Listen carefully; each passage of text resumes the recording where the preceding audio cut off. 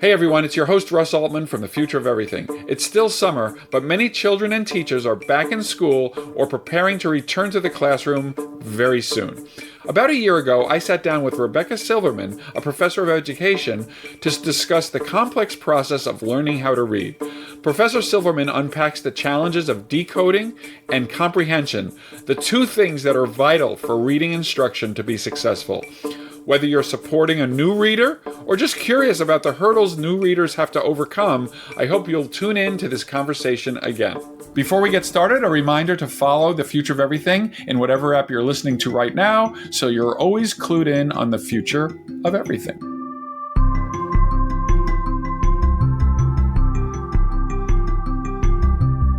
You know, reading is key to life and to learning. We read all the time, we see signs, we automatically read the words that are presented to us. But most of us learned how to read as a kid, and there's huge variability in that experience. Some kids learn very early, remarkably early. Others take some time. Others may struggle with it for much longer periods of time. Different cultures have different challenges in learning how to read because they have different letters. Some cultures have easy letters. Some cultures have more difficult to read symbols, and that can affect the speed at which people learn to read. But really, reading is not just yes, I can read, no, I can't read. It's a lifelong experience of getting better and better at decoding the words and then understanding what the author is trying to tell you. Well, Rebecca Silverman is a professor of education at Stanford University. She's an expert at literacy, child development, and how people learn how to read. She studies this from the perspective of the students, of the teachers, of the families, and of the technologies that are becoming available to help kids and others learn how to read. Rebecca, how should we think about reading? It's more than just looking at letters and coming up with a word. I think your research has shown this. So as we start this conversation, how should I think about the process of reading and acquiring the ability to read? So I think as adults, many of us think of reading as just almost second nature. It's just something we almost can't help but read the signs on the street. We can't help but, read the magazine covers in the grocery aisle. But when we think about kids learning to read, or even adults who've never read before, it is an incredibly complex task.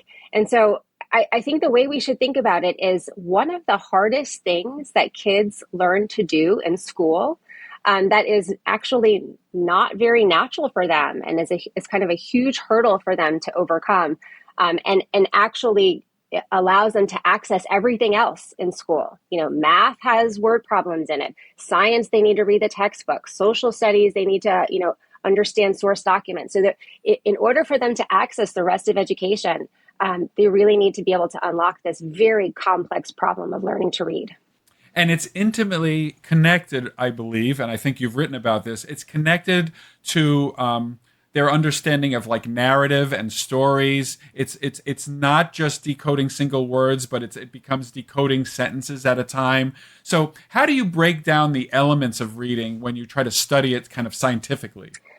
Yeah, so research has kind of gelled on this very simple model of reading. It's kind of a way to think about reading as the combination of decoding and linguistic comprehension. So decoding is putting together those letters and sounds. Linguistic comprehension is understanding the meanings of the words and concepts that those sounds create. And so when you put those together, you've got reading essentially. What we know and what we have figured out pretty well is how to teach the connecting letters and sounds. It's a fairly constrained process. There's only so many letters, only so many sounds we need to learn. And once we've done that, we become automatic and we can decode. The comprehension part of it is a lot more challenging. The way that we put together words into sentences, the way that words mean different things in different contexts, all of that is incredibly complex and takes children a lifetime to learn. I mean, we're still learning words even this day. New words are being invented as we speak. Yes. So all of that, creates a huge kind of challenge. And one of the things that we've discovered in education is that reading comprehension is one of the most difficult things to change in terms of, being able to do an intervention and change that that trajectory for kids. So we're still trying to figure it out. We've got the decoding down pretty well. We kind of understand what we're doing there. There's a lot less consensus on the linguistic comprehension part of things. Yeah, so tell me more about that because I'm not even sure I know what it means to say you would change somebody's reading comprehension. Do you mean that their depth of understanding of the text that they're reading? And when you say it's difficult to change, do you mean over time, if they're not great at it, it's harder to get them to become great at it? Right. So with decoding, when we're teaching the letters and sounds, we can teach those in a fairly linear trajectory. We can do that over a fairly constrained period of time. And then once kids know that, they become fluent and they take off. With reading comprehension, you're involving things like understanding word meaning, understanding how words change in different contexts, understanding how sentences are put together, how those sentences combine to make paragraphs, how those paragraphs combine to make larger text. And then you need text structure, you need background knowledge, you need all of this stuff to put those ideas together. And that intervening on that, kind of if kids have challenges with that, we can't do it in a few weeks. We can't do it even in a few months. For many children, we need to focus on this year after year after year to give them support in understanding how language connects and is constructed in order to make meaning in text. So it's a big project. Makes perfect sense. And I even see it, teaching undergraduates at Stanford University how to write, that they come in with very different abilities to make the mappings that you were just discussing. Yeah, absolutely. And it is hard to move them, although we can move them. That's why we're teachers. We're committed to the idea that we can help our students get better. Okay, my head is exploding with questions, so I want to go back to a few basic things. How much variability do we see in the acquisition of reading in typical children? Of course, there will be children with disabilities, and I don't know if you want to include them or put them aside. But for children who don't have obvious disabilities, how much variability do we see, and what are the sources of those variability? So we see huge variability. Some children, we estimate like roughly 5 to 20% of kids learn to read fairly quickly. They comprehend things fairly easily. Another, say, 30 to 40% of kids, they struggle a little bit, but they need some instruction. And then you've got a good, 20 to 30% of the kids who really have difficulty. And those difficulties could come from decoding, could come from linguistic comprehension. It could also come from a variety of other things, like their memory ability, their executive functioning ability, their motivation, their engagement, their socio-emotional context. So there's so many things that go into what it takes to become a reader that the individual variation is quite large. And so when my daughter entered kindergarten, she didn't know how to read very well. She was learning her letters and sounds like most kindergartners, but there was a kid in her class of the same sort of socioeconomic background who was reading chapter books. This is in kindergarten. So, you just think of the range that is in any given class, any given group of kids, and it's huge. And it's a huge challenge for teachers too. I'm sure it is. And do they have a knowledge about how much of this is environmental versus kind of inborn? And I don't even know how relevant that question is, but I'm sure people have shown some interest in it. Yeah, absolutely. It's kind of like a nature-nurture interaction. There's a certain extent to which kids are born with certain, linguistic abilities, certain memory capabilities, those kinds of things that are going to feed into their ability to learn to read. And then there's the environmental part. How much exposure do they have to text? How much language do they have in their environment? How many conversations are they having about books? All of these things. And so when you combine those two things, you get lots of different combinations. And so that's why we can't say just because somebody's in this environment, they're going to be this kind of reader, or just because they're born this way, they're going to be this kind of reader. It's really the interaction between the two. What about cross-culturally? Do we see the same kind of timing and acquisition of reading skills? I'm thinking of, Chinese and Hebrew and then European languages. They're all very different, even in terms of what the letters look like and left to right, right to left, whether they're pictures or whether they're phonetic. Tell me about the global picture of reading. Sure. So, those two basic components that I talked about, the decoding and the language comprehension,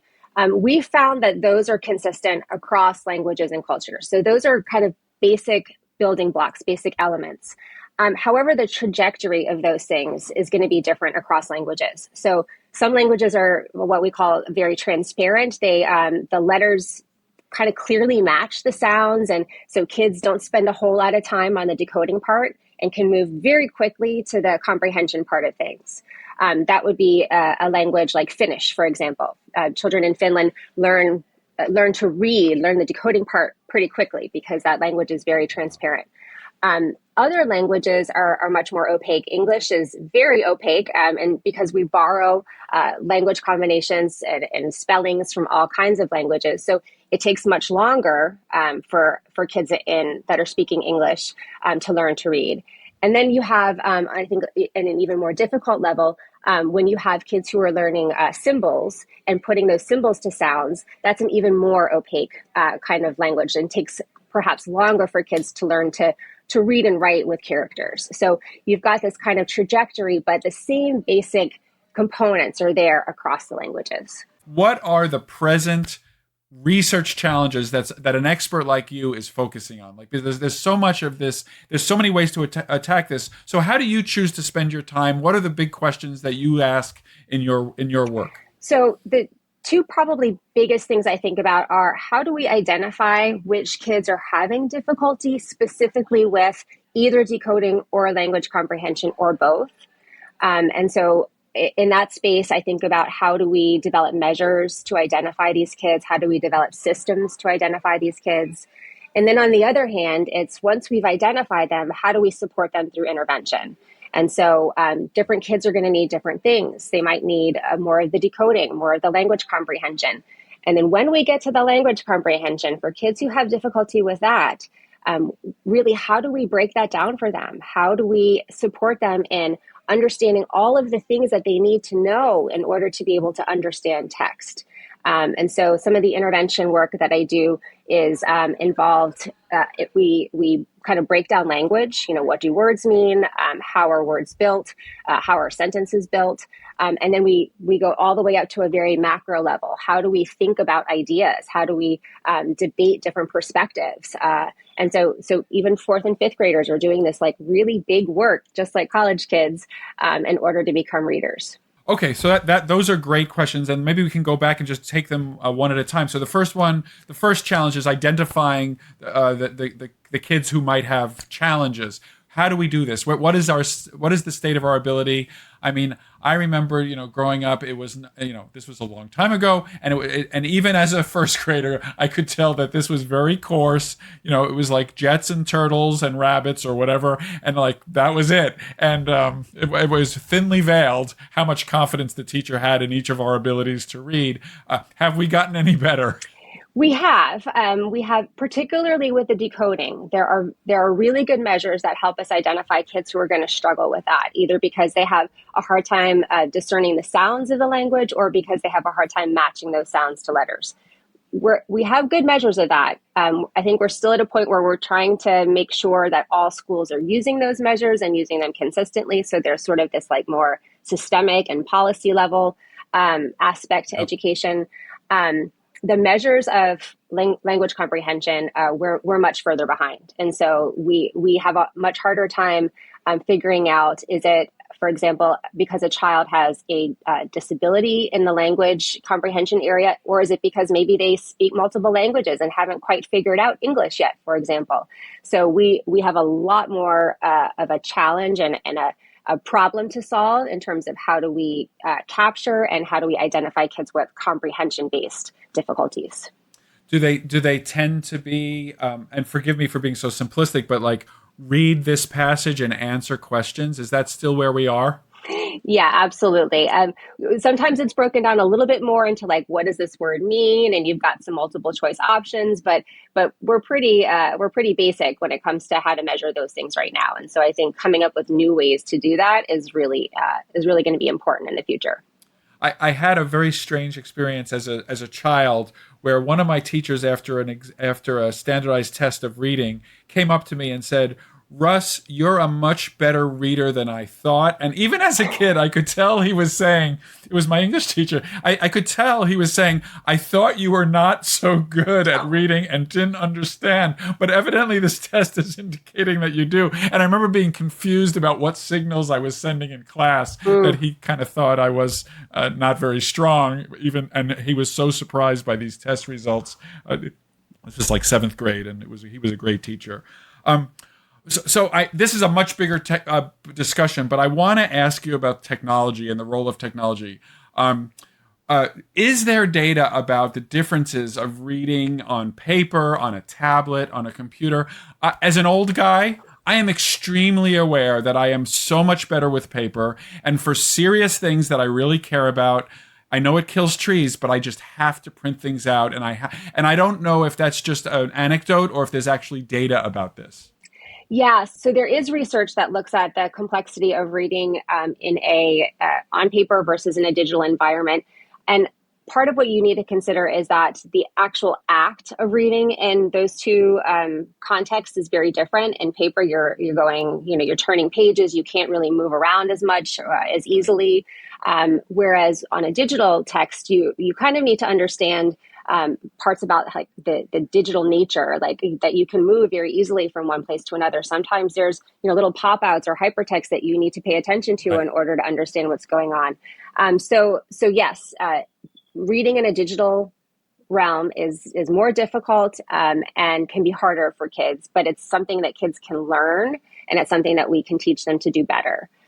So I would say that when we're thinking about the world in the future, I think kids will be reading on e-readers and on online and that kind of thing. And so part of our job is to teach them about how that might be similar and different from reading on paper.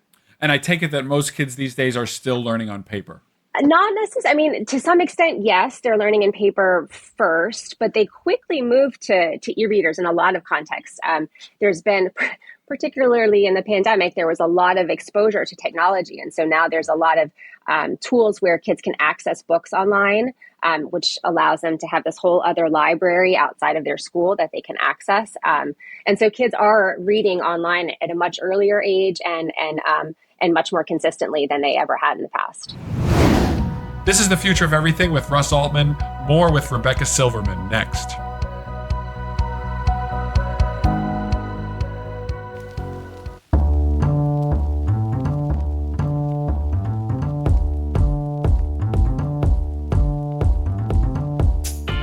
Welcome back to The Future of Everything. I'm Russ Altman, and I'm speaking with my guest, Professor Rebecca Silverman, about how people learn how to read.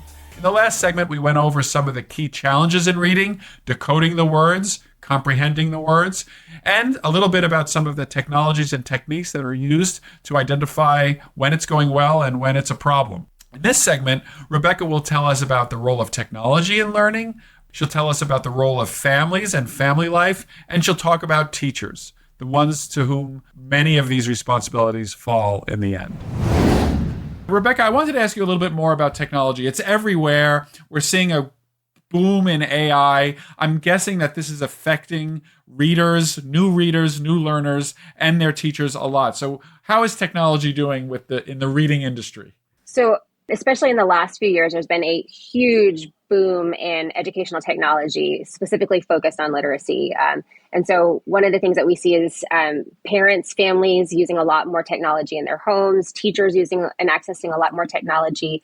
I think one issue is that not all of these technologies have been explored in research. So we don't know exactly how all of them play out. What we do know is that we need to teach kids how to use them and how to use them appropriately in order to get the learning that we want from them. We also know that some content is better than other content. So content that's built for specific purposes and that have really thought about how learners learn and instructional design, those tools are going to be better than tools that, are just fun. Yes. And we also know that some tools do seem to have really positive effects and have had studies that have shown that specifically, and this will tie back to what we were talking about before in the area of decoding. We know what it means to teach decoding, and we've kind of figured that out in a digital world as well. less so on the language comprehension side of Yeah, the things. So there's comprehension seems to be a holy grail that has come up now a couple of times. Is we really that's an area of focus in the future, it sounds like. absolutely, and trying to figure out. There have been studies of how, say, instructional agents in a virtual world might be able to support learners in thinking about text or thinking about words and meaning in text, and so that's an area of kind of future growth. But I think that's definitely a realm of exploration in the future. Great. And then what about families? You mentioned families just now in your answer that families are bringing tools into the home, and that new learners about reading are being exposed to these. Well, let's talk a little bit about the greater role of families. People are always told it's critical to read to your kid, like maybe even in utero, but certainly ex utero. We want to be sitting down, even with kids who don't talk yet, and having them look at the pictures and look at the words. What's understood about that process, and what are the best practices and the best advice these days about new parents and their child? So I think some of the same things are still there. We want to talk to kids. We want to read to kids. I think what's important for families to know is that they should do that in the way that is most comfortable for them, whether culturally or linguistically. So if families speak a certain language in the home and kids might learn a different language at school, that's fine. Speak to them in their home language. What we know is that developing that home language is crucially important for kids developing their language and literacy skills later on. And also in ways that are culturally appropriate. Some families do more storytelling than book reading, and that's okay. Yes. That's still setting up the same fundamental functions of using language to make meaning and to use for communication. And so That's I think great news. It's actually great news that telling stories and an oral tradition, you shouldn't feel bad about doing that. It's still contributing potentially even to in fact, definitely to the comprehension part of the ledger.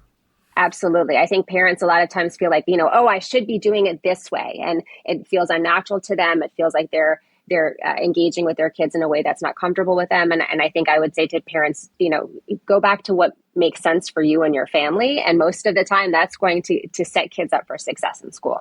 Speaking about families, I want to ask a slightly off-track question, but it was one that I had written down and I really wanted to know the answer, which is sometimes people, for whatever reason in their life, haven't learned how to read as a kid, and they take on the learning of reading as an adult. We know for languages like that, there's a golden period where kids can learn languages, like speaking a new language, very easily, and that becomes much more hard. Is it the same situation for reading, or is it different? So reading is going to be hard no matter, when we do it. So it's going to be hard as an adult. It's going to be hard as an adult because it feels like we're doing something that, kids can learn to do. And so in that sense, it is going to feel harder. But it's the same task, especially if adults have already developed a lot of the vocabulary skills and language skills that would help them understand things. Then what they're doing is really just figuring out how to break the code, how to connect letters and sounds. And so it's really fundamentally the same task. And as long as adults kind of recognize that it's going to be harder because they're older and it feels like something a child should be able to do, they can learn to read fairly easily. So this is really good news, and it's not like language. You're always in the game for learning how to be a reader and absolutely. So that's great news. Okay, well, we've gone 21 minutes and we've hardly talked about teachers, but I think it's time. You've been a teacher of students, of small children. Tell me how this world is for teachers. I mean, I guess it's kind of, as you said, it's kind of first grade, maybe in kindergarten, but certainly in first grade, that becomes a main focus. And, these are 6-year-olds. There's so many things going on. I guess my first question is just to paint a picture for what it's like to be that teacher whose job it is to get this to start to happen.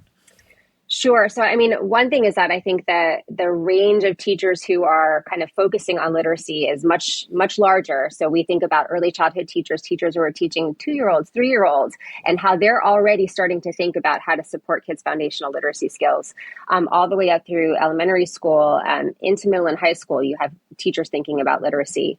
The thing is, because reading and literacy is so complex, and we talked about that earlier, teachers need to know a lot about what it takes to help kids become better readers. And so when they're thinking about what are all the skills that I need to focus on, how do I focus on them best, what does the research say, that's a huge task for teachers. And we spend a lot of time in teacher education doing that. Then, especially for early childhood and elementary school teachers, you also think about all of the other things that they need to be doing. They need to be doing classroom management, math, science, social studies, social emotional skills, all of those things. It's an incredibly tough job to be a teacher, and particularly in this day and age when the stressors are there. We're coming out of a pandemic. There's a lot of challenges that kids and teachers face. It's a very challenging job, and unfortunately, we're losing a lot of teachers because of that. So I think in the future, we need to figure out ways to recruit teachers, train teachers, support teachers throughout their teaching profession so that we have the educators we need to support the children who are going to be the future of our generation. And I'm guessing, and you can tell me if I'm right, that a teacher in those early childhood years also has to assess each individual student. And like if they have 15, 20, 25 students in the class, they kind of have to have a personalized program for each student. And then you mentioned all the other things that they're thinking about. So what kind of support, like what is the training that teachers are getting, and how do they learn about the new things that you're doing that might change the way they do their job because of new findings in like what's effective and what's not effective? Do they do kind of, I guess, a professional ongoing education? Do they specialize? I don't remember first grade and second grade teachers like coming in for math or coming in for reading. It was just, at least a long time ago, it was one teacher for the day. So I'm just trying to understand, how do they keep abreast, and how do they even begin to come up with personalized programs for all the different students? Yeah, I think we've got a long way to come. And earlier we were talking about technology and like how AI might become involved. I think those are ways that we can support teachers with technology, using assessments to generate suggestions for teachers. I think that's one way we can help them. But for now, it usually is one teacher in a room with 20 kids all day long doing all the subjects. I don't think that's a great plan long term. I think actually having teachers specialize would be a much better way to go.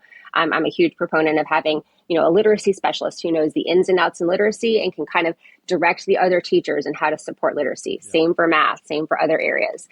And I think in that way, the act of being able to look at data, figure out what kids need, what are their strengths, what are their needs in the area of a specific skill like literacy, and then differentiating would be a lot more manageable. Right now, it's just a huge task. So I guess my final question is, you mentioned AI a minute ago. Are you generally optimistic about the outlook for AI to help in this situation? Because I could imagine you coming in and saying, it's a nightmare. So where are we on the nightmare to solution to all of our problems in this context for things like AI, ChatGPT that talks, things like that? Yeah, so I think we're in the infancy of where we will end up. I think there is a lot of promise for how AI and other technological approaches can be used to help us use the information we have, use the research that we have, and apply it more quickly and efficiently for supporting kids. I think right now we're kind of a long way from that. So there's a lot of work to be done to get from point A to point B. But I do think there's a lot of promise there. I think we have to, as researchers, as developers in the field, we need to be very careful, though, to really keep in mind that we need to have human eyes on this. We Yes. need to think like teachers. We need to think about what works in particular contexts, and kind of checking the AI to make sure that we're not just using data randomly without context and input. Yeah, it sounds like a partnership of the humans and the teachers with the AI is the prudent way to go forward. And it would be kind of a disaster scenario to have, to throw a tablet at a kid and leave the room and expect good things to happen. Yeah, and we've done that, and that doesn't work. So just giving kids technology isn't going to help. Just giving teachers technology isn't going to help. It's really the interplay between the two that I think is we have work to do in that area. Thanks to Rebecca Silverman. That was the future of reading. Thank you for listening to this episode. Don't forget, we have a zillion episodes in our back catalog, and you can listen to a wide range of discussions on the future of anything. You can connect with me on many social media platforms at RB Altman or at Russ B. Altman on LinkedIn, Threads, Blue Sky, and Mastodon. You can also follow Stanford Engineering at Stanford ENG or at Stanford School of Engineering.